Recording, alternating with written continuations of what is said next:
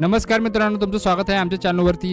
आज आपण बनवणार आहोत बजाज फायनान्स आणि बजाज फिन्सर्व हे शेअर बद्दल बनवणार आहोत। आज आहे 29 एप्रिल, यांचे दोघांचे रिझल्ट उद्या लागेल। ठीक आहे, आता बजाज फायनान्स पहिला चेक करूया। ओके, चार्ट बघा, एक प्रकारे साइडवेज तुम्हाला हा दिसल। ओके, आणि शेअर थांबत थांबत वर गेला बघा। आता ह्याच्यावर थोडक्यात अंदाज लावायचा म्हणला तर आपल्याला वीकली चार्ट बघायला पाहिजे।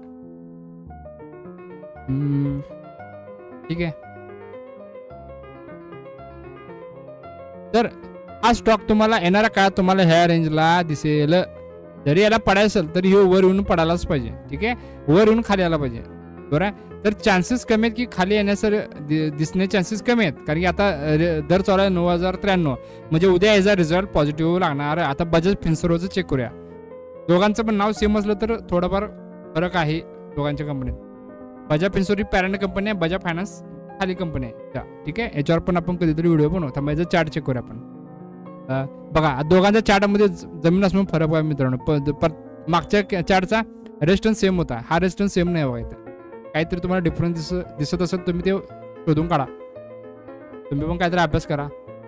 ठीक आहे, बघा, थांबा, वीकली चार्ट बघा।